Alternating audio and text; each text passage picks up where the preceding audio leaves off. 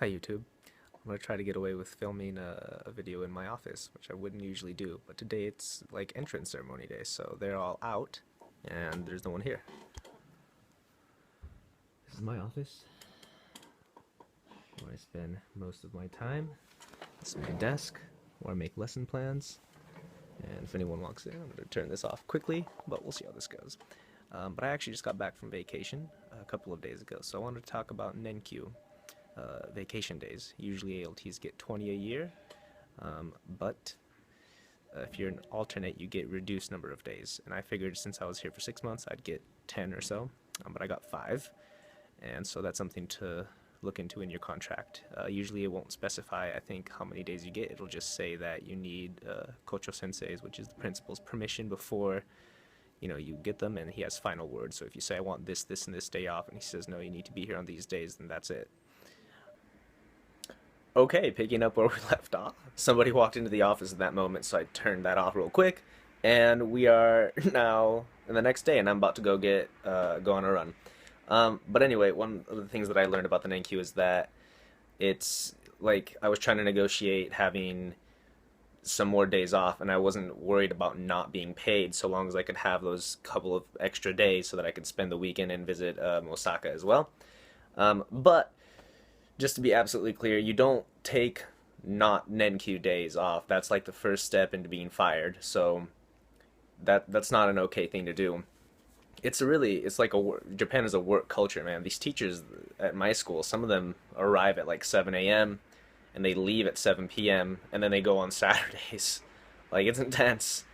But don't be afraid. You're technically a part-time teacher if you're an ALT. So, you know, 5 o'clock or whatever it might be, 4:30 for some people rolls around. I mean, go home. That, that you just can't compete with that. That's insane. They just work really hard.